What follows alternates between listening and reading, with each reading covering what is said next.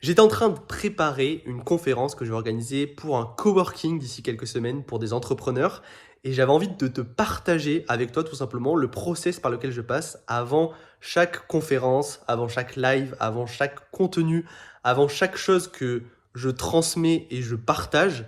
Je me pose toujours deux questions qui me permettent justement d'orienter mon énergie, mon attention sur comment est-ce que je peux servir et apporter le plus de valeur aux personnes qui vont être présentes.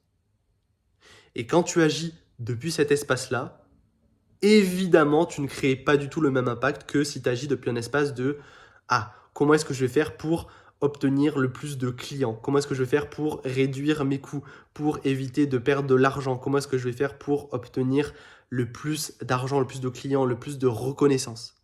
C'est pas du tout la même énergie et intention que de OK, comment est-ce que je peux faire pour apporter le plus de valeur à ces personnes?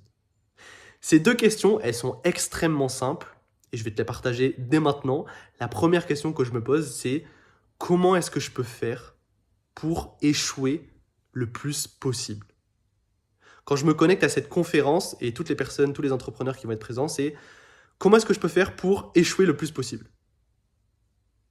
C'est la première question que je me pose.